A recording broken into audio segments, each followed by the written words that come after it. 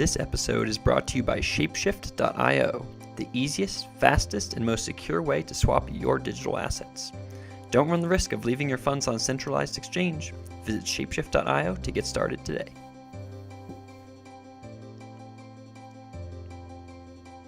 Hello everyone, today's interview is with Brayton Williams from BoostVC, which is a blockchain-specific accelerator, and we talk about three things that I find interesting. The first is we go deep on some of these new things that change kind of the blockchain space from an investing perspective, both the blockchain-enabled kind of financial incentives that diminish the defensibility of network effects. We talk about VC 3.0, which is where you can kind of leverage the crowd and put like these new funds on top of these protocols right when they're beginning, not later in the platform lifecycle. And then finally we talk about how hedge funds interact within the space, and then how all those three things kind of work with BoostVC. So we talk about that, and the other key thing here is when we talk about those things, Brayton just really emphasizes trust, and he's emphasizing trust both from like a blockchain company perspective, where it's like, hey, you got to build a great brand, you got to build trust, that's how you monetize. And he talks about it from a BoostVC perspective, where he says, hey, what value do we provide to people? We have a lot of network in the space. We have a lot of we've been in here for a long time, so we like know and kind of have that more perspective there. And so in both ways, it's kind of that's what's still being monetized here is trust. And I think that I talk about trust in probably a third of my podcasts, but I think of it similar to power, where it's like you should talk about trust as much as you can, and you should talk about power as much as you can, because those are the two key words that define our society. And then the third thing that we talk about is this concept of what I like to call like the liquid person. You could also call it like the freelancer or the teal person. And that is, Brayton and I talked about it from the perspective of these new blockchain founders who are kind of jumping around between projects. This is not necessarily a good or bad thing, it's just different. But someone like Vinny Langham from Civic, who's now a GP at Multicoin Capital, or Joey Krug from Augur, who's now a partner at Pantera. And so those kinds of things didn't really exist in the past, where people were actively at the beginning of their company life cycles, then also being both at the company level and the fund level. But I think it's really just part of this new kind of teal mindset. And what I mean by that is where you as a person, you're not centralized, you don't work at IBM for 40 years or whatever, and you might not even work at this company for 5, and the next company for 5, and the next company for 5. These days, instead, you might just divide your time kind of like in a Google way, 80% towards this, 20% towards that, or maybe 33, 33, 33. So we're starting to see more of this kind of like liquid person come up. And just as a note for everybody that does that, make sure that you're clear with your commitments if you're a liquid person, because that's what the people need to know. I hope you enjoy this episode with Brayton. And as a note, if you're interested in joining the next BoostVC tribe, the next BoostVC class, you can apply by December 30th. And finally, before I begin, here are two quick things that I'm leading that you might be interested in. The first is I'm co-leading the ETH Denver Hackathon, which is the next in the series of ETH Global Hackathons. We're really working with the ETH Waterloo team. We expect 500 hackers, awesome speakers like Joe Lubin, William O'Gayar, Linda Xia. We have these awesome workshops, both on the coding side, things like cryptoeconomic primitives, bonding and staking, etc. And then also some great non-coding workshops, which are emphasizing as well, things like governance, complex system dynamics. So if you're interested, it's February 16th through 18th, and you can go and learn more at ethdenver.com.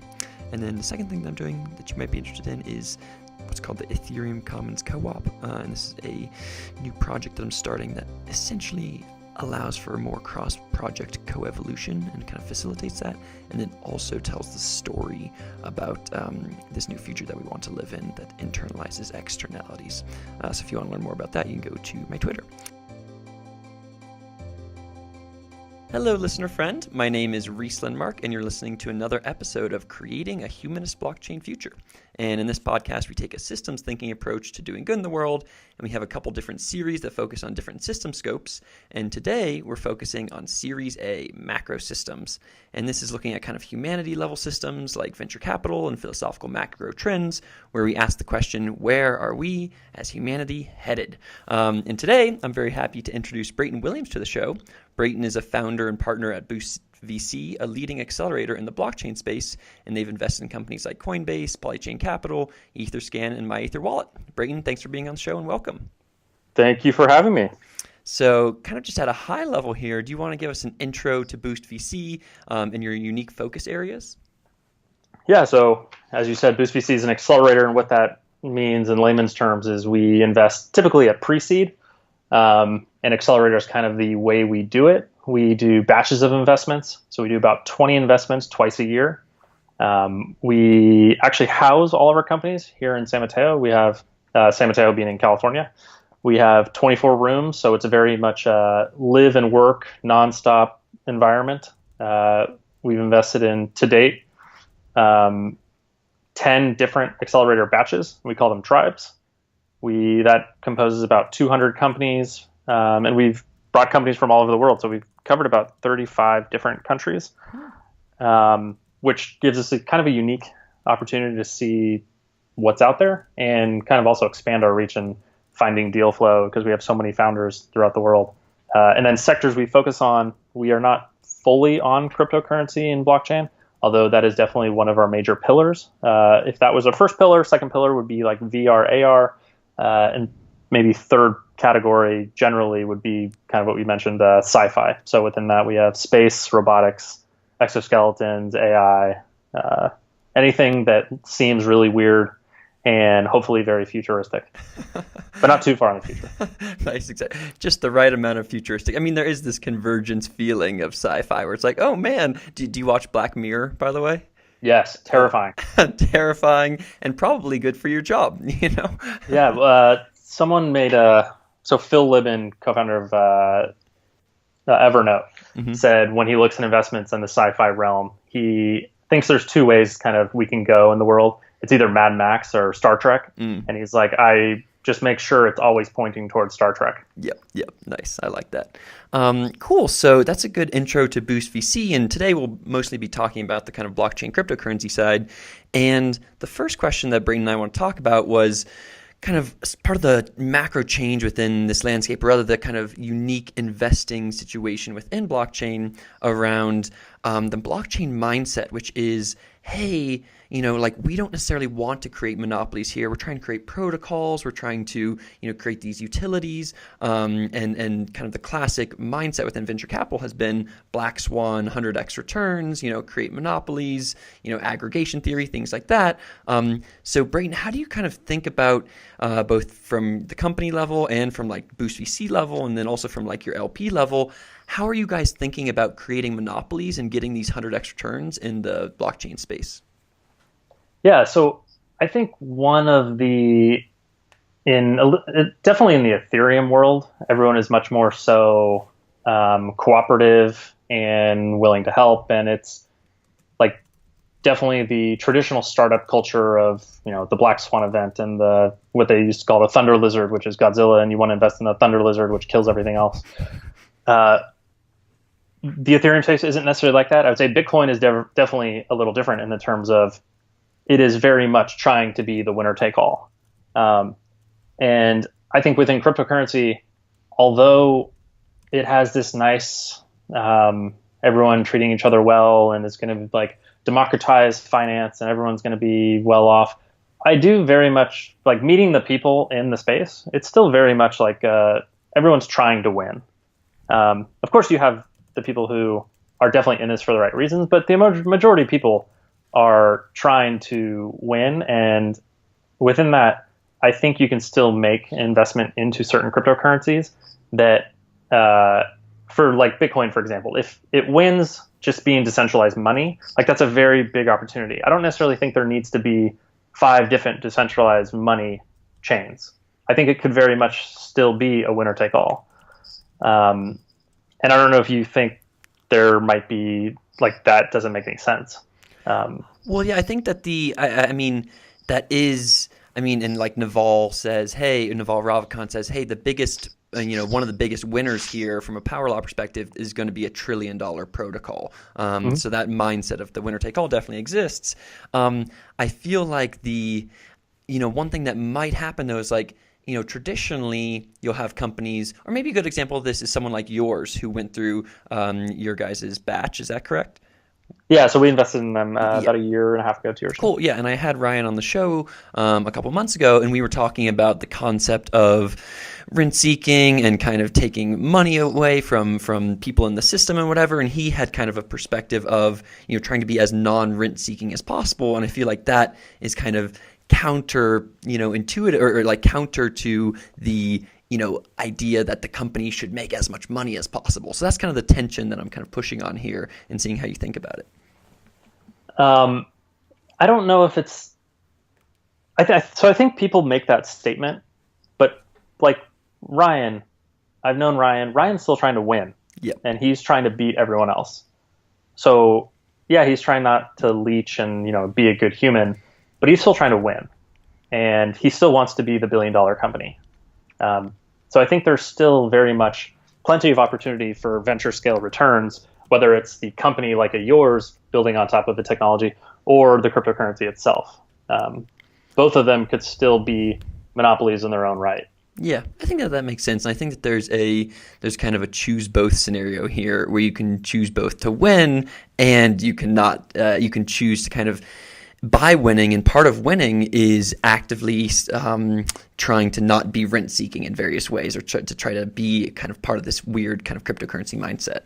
I guess so. Kind of moving away from the mindset side of things and kind of pushing into the actual like financial incentive structures and defensibility here.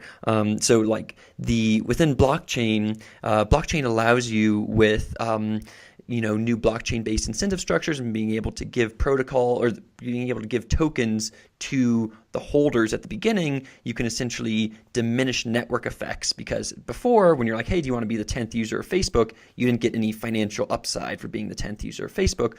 But in these new kind of blockchain networks, when you can kind of give tokens to the early adopters, they can be financially incentivized to grow the network. And so you can kind of beat down some of the old network effects here with these new financial incentives.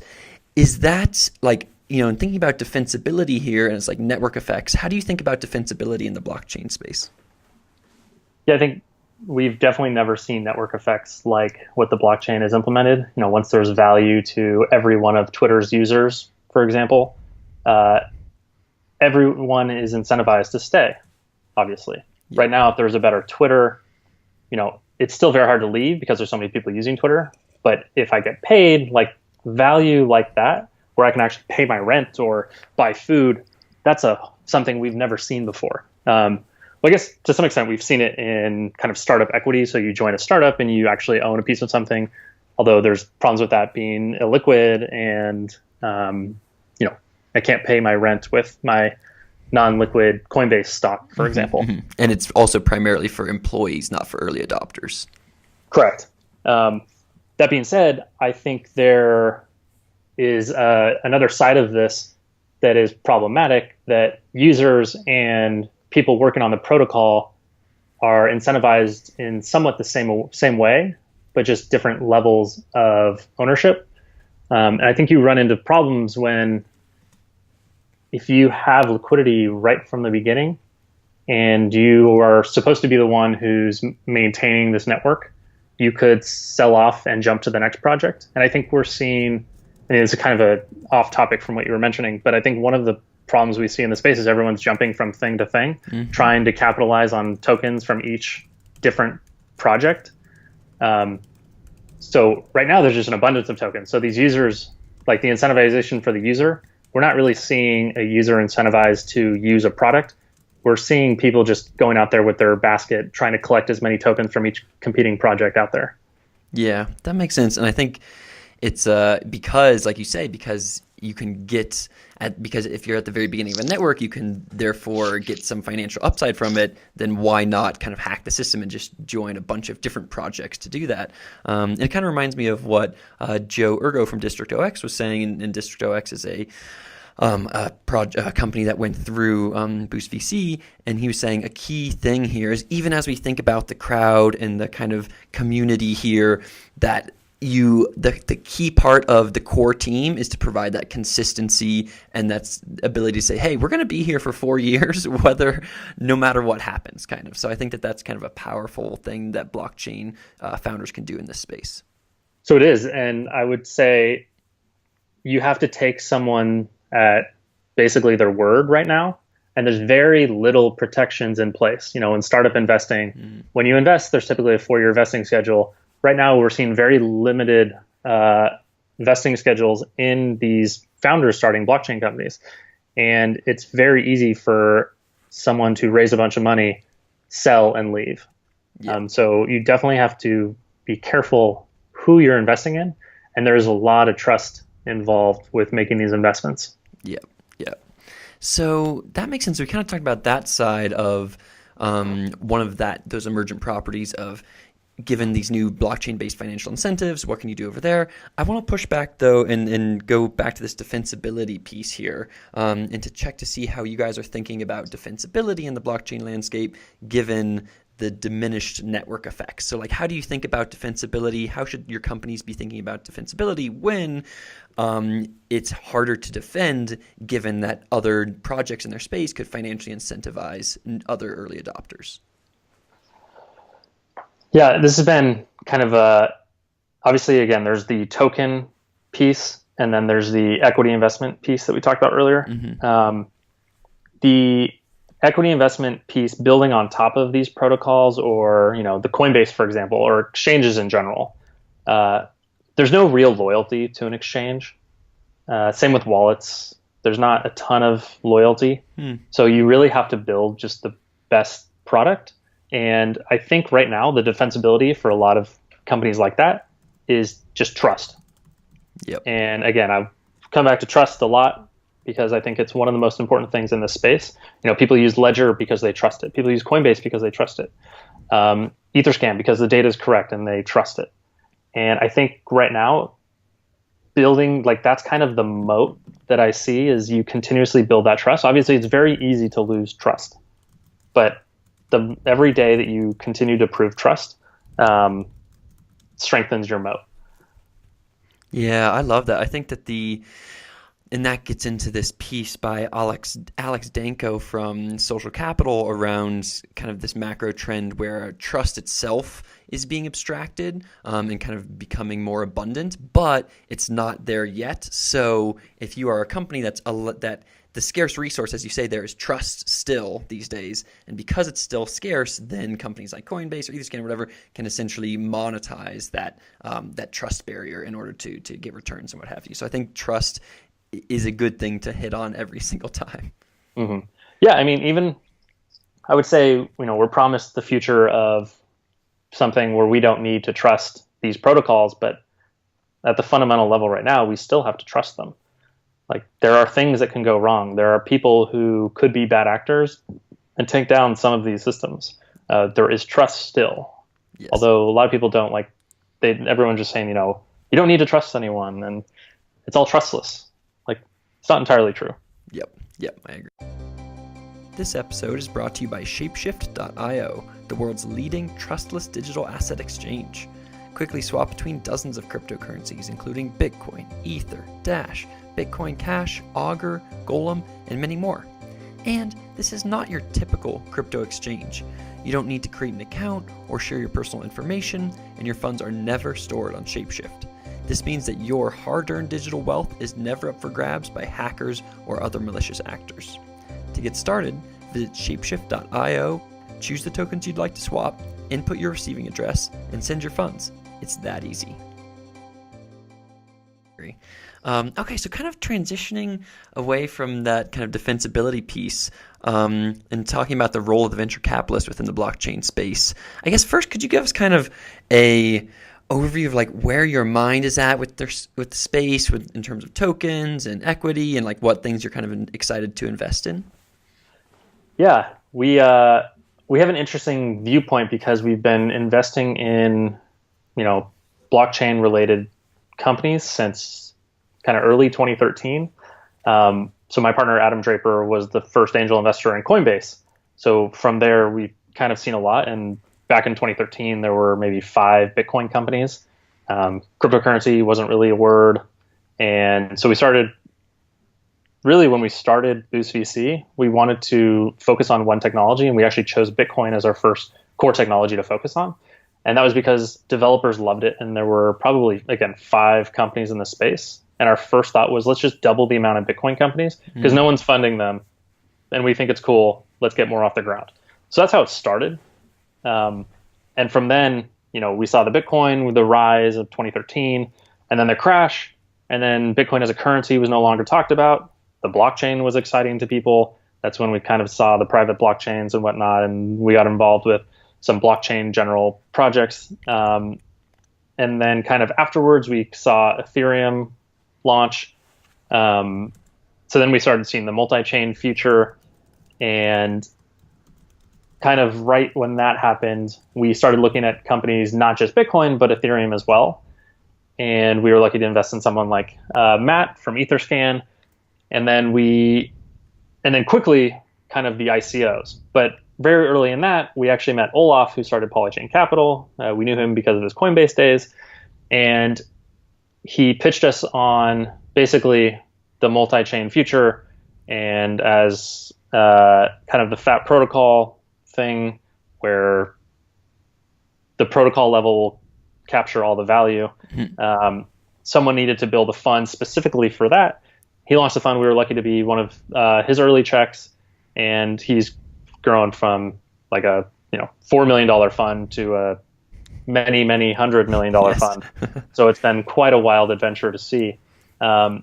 So then we started going, okay, let's look directly at ICO investing. We're one of the first funds to start doing that. But then as we said that, it blew out of proportion. Like, I've never seen so many ICOs, tokens. Everyone in the world has their own ICO now. And when everyone's doing something, it's probably not a good opportunity as an investment because, as a fund, I'm competing against public money out there, and there's an abundance of it. So getting good prices, I'm sure most people familiar with startup world understand that you need a company with real traction, probably making money, to be valued at, $10 million or so. And $10 million is a ton of money. And in the blockchain space, that would be like a very tiny ICO. So that's very scary. So we quickly, again, I still think there's bigger opportunities within the token space for some specific chains I can talk about. But right now we're focused a lot on the infrastructure. If I believe that there is, if the multi-token future exists and people will be using this in trading, sending around, storing, that infrastructure around it needs to exist. And right now it's not great. And no one else is looking to invest in these things right now, or very few people, because everyone's focused on the tokens. Because everyone's looking for the ether return. Everyone wants that 1000x in 2 years, which, again, you probably won't hit that again. Everyone's looking for it. You're not going to hit it. So, some of the recent investments, something like Coinbase, again, the Etherscan, the MyEther wallet. So I think there's a lot of great opportunities within the space that are not tokens. I still think equity investments can be really good venture returning investments. Yeah, I like that. I think that there's I like you could call it contrarian, you could just call it like don't go where everybody else is going, which is like, these ICOs are crazy. You guys got in them at the beginning and you're like, oh my God, this is nuts. And then doubling back down. I'm kind of reminded of what Brian Armstrong from Coinbase said recently around, hey, we just need to double back on and double down on fundamentals here. And infrastructure tech feels like that. We're just like, there's still so much infrastructure tech to build out. And so it's, even though it's not necessarily as exciting as, an awesome new token or whatever, it's crucial to the space and is going to be used by the various tokens that start to exist in the future. So totally, it's boring. It's all boring. But the boring stuff works and it's needed. Everyone's looking for. I'll stop there. Nice. Yeah. You could go on a tirade about boring things, but yeah. So tell me a little bit, going deeper in this blockchain space and with that as a context, tell me about how you're thinking. So one of the emerging things in the blockchain space, especially with these larger ICOs and this kind of weird protocol stack where people are kind of, for the people above them in the stack, they're essentially they can essentially fund people to use their API, and they want to create a great developer ecosystem around their protocol. This has meant that we've seen these VC funds get built on top of these protocols, whether it's like Consensus and Consensus Ventures launching a $50 million fund, or like Tezos and their $50 million fund, Blockstack launched a $25 million fund. So how do you kind of think about those big funds, and how are you different than them? And is it just the case that companies themselves kind of inject themselves with capital post ICO now, or where do you guys where's your value in the space? Yeah, it's been a fascinating thing to see. You have massive ICOs that basically turn into crazy big endowments with a little tiny software project on the side. Yep. And we, like I was saying earlier, the abundance of money out there, we compete against that too, because again, they're trying to find the opportunities. I think a fund that's focused on something like Ethereum makes sense, because I think the Ethereum platform is big enough to justify it.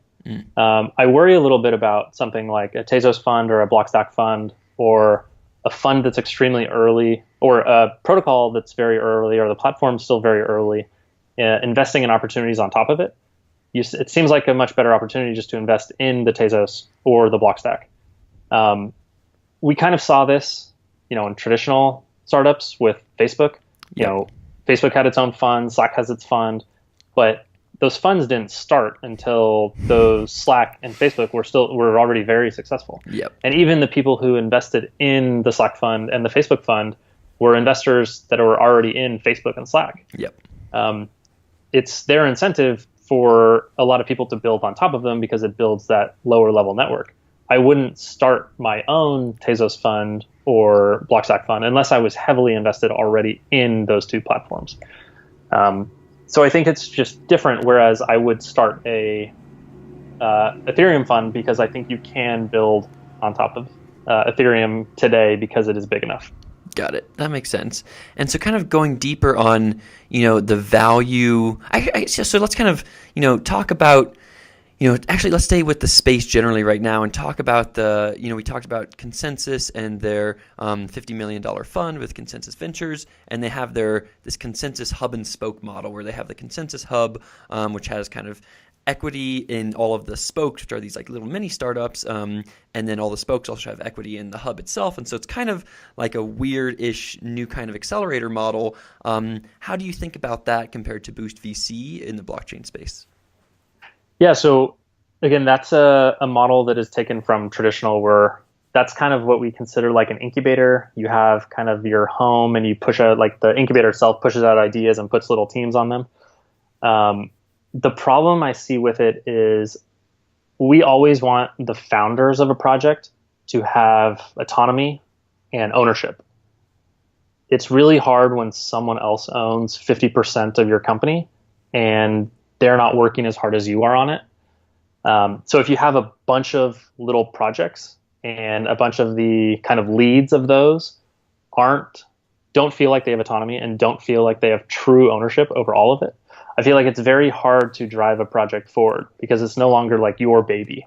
And I feel like as a startup founder or a crypto project founder, it has to be your baby, and it is yours, and you have to drive it forward. I think this is kind of what I was mentioning earlier as well, that when you feel like you have partial ownership over a project, you will bounce around a lot to a bunch of different projects. And I think Consensus has been a great thing for the ecosystem, and it's pushing a lot of things forward. But I do wish they focused more attention on maybe a few core projects, as opposed to with the hundreds of spokes they have, where it doesn't feel like each one gets enough time to really push it forward. Yeah, that's interesting. Yeah, I think that there is it's a very different system, where it's like for someone in the BoostVC, Tribe 10 or whatever, it's not like the, Taylor from My Ether Wallet, she can't just go and work at the VR startup, and she's all in also, and maybe she could go work at the VR startup, but she's all in on My Ether Wallet, and that's a different vibe than the Consensus model, which is one in which you can do a little bit more, you might be excited by your spoke, but you also can kind of bounce around a little bit more, do some more work on the, the protocol level, or not necessarily the protocol level, but other things within, helping out Uport or things like that. So I think, yeah, as you're saying, they're two very different models. And startups, again, I know I keep bringing back startups, but to make a startup successful, it takes years of grinding before you see results. Mm-hmm. And right now we have a very short timeline on cryptocurrencies. tokens in general, for the most part, have been around for a year. You need to put in years before we start seeing the results of kind of what can happen. And without, again, the ownership over it and autonomy, I don't think someone will be incentivized enough to stay around for the years. And times are going to be tough. Like for startups, every startup has probably almost died at one point. I think we'll see the same thing with tokens. Tokens, everyone judges it based on price right now. And I think we will have a trough where some certain projects will be very low price wise, not meaning that the value of the project is gone, but you will have to continue to grind in that phase to bring it back. Yep. Yeah, it is it's a long and winding road. I agree with that. So talking about one other part of this kind of crypto ecosystem that exists around BoostVC is kind of the hedge fund here. And these are a bunch of, new hedge funds that invest primarily in kind of the tokens themselves. And I think I heard maybe that there were 200 or something. And people always say like the herd is coming. So how do kind of these hedge funds, what do you think about these hedge funds and how do they affect you at BoostVC? Yeah, so I think there are really great people in the space running hedge funds, crypto-specific hedge funds. I'm a huge believer in Olaf and the Polychain team. I haven't worked with, but I've heard great things about the Metastable team. There's a lot of really good people there, but there are also, if I see 5 ICO pitches a day, I probably see maybe 1 new hedge fund pitch a week. So like there's an abundance, maybe even more than that. And the pitches are all the same. Ryan Selkis, I don't know if you've talked to him, but he wrote a great piece on kind of the hedge funds, which kind of slapped a few people in the face, but I'm, for the most part, totally agree with it. People are charging very high fees for not that much. So I would be very skeptical investing in a lot of hedge funds.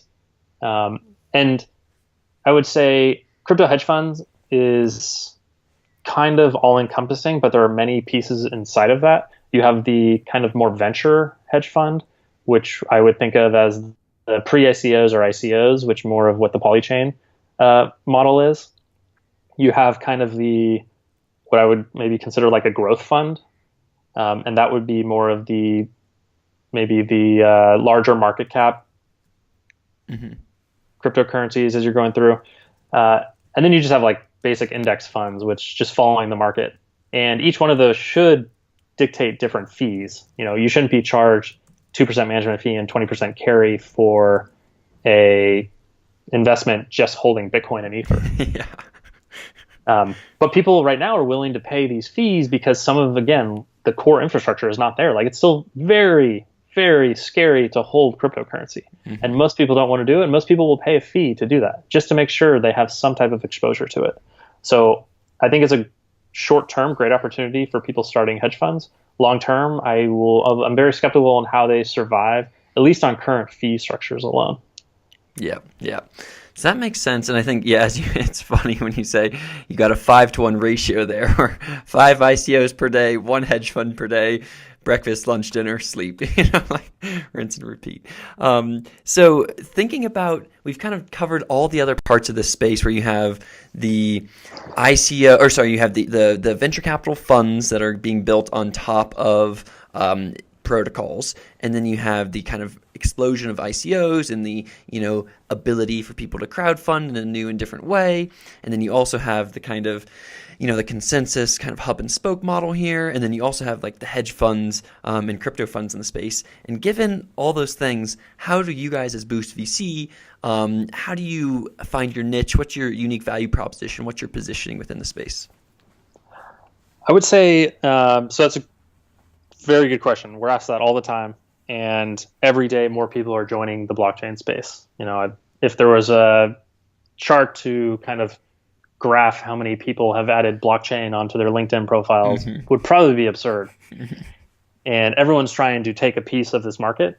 And I would say we try to continuously be just rational investors and strong proponents for our founders that we work with. Again, we have the kind of goodness that we've been in the space for 4.5, 5 years, and we built really good relationships with our founders.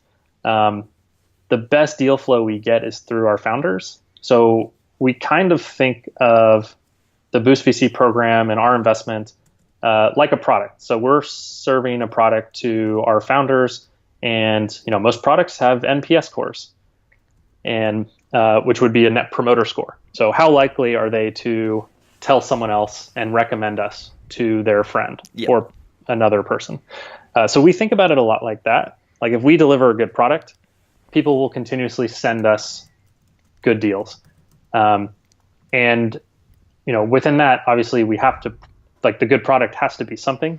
And because we've been in the space, you have generally a good thought of kind of what has been happening, what works, what doesn't work. And even just the knowledge, like that knowledge has been very valuable for our founders. Someone brought up something great to me the other day, which was a lot of the new people in the space, or maybe a year in the space, when they look at the blockchain ecosystem and they see different projects, there's no depth perception. And being in the space, you have really good depth perception, so you can tell really quickly and prevent a lot of errors or prevent talking to the wrong people very quickly. So that alone has been very helpful.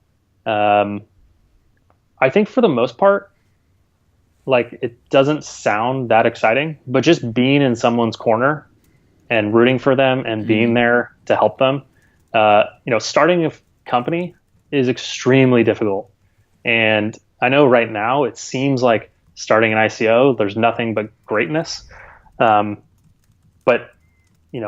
before this year, people were in really tough spots. No one was investing in cryptocurrency. No one was investing in Bitcoin companies. So just being there, and we didn't waver. We stayed in the space and stood by people, and that alone, again, it kind of comes back to the trust aspect. Like, that is somewhat of our network effect. People trust us, and then other people trust us. They tell someone else, and they trust us, and it just continues to build on itself. So we've been very fortunate in that. We've invested in 75 kind of blockchain, Bitcoin, cryptocurrency, either tokens or companies. So now it kind of just builds on itself, and we try to make everyone happy, joining the Boost family. Yeah, I like it. I think that the two key parts are, you guys just have the depth perception and experience within the space to say, like, hey, to both for you guys to vet good projects coming in, and also to, as people, and this is kind of the second piece, is through kind of your mentorship and being in their corner thing, to say, to help them with the utility value of their token, or kind of how to build out their infrastructure, go to market, whatever, and all those things. Even if you're able to raise a bunch of money, you still need the mentorship and the help and all those things in order to succeed as a company in the long run. Yeah, everyone is focused on the sale right now in the token space. This can come down to how we vet companies or founders, but there's a lot longer story to go than the sale, and everyone right now is focused on dollars in the bank account, or ether in the wallet, as it were. Cool. Well, with that, Brayton, thanks so much for being on the show. And if you are interested, you can go to BoostVC and join. I don't know when our application's up for Tribe 11. They're up now, and they're due November 26th. November 26th, especially if you're a company that's working on infrastructure tech in the blockchain space, definitely check them out. And yeah, Brayton, again, thanks so much for being on the show. Thanks so much for having me. Sweet. And by the way, if you would like to support me on Patreon, you can go to patreon.com/Rieslandmark. That's /RHYSLINDMARK. Thanks so much, everybody, and goodbye.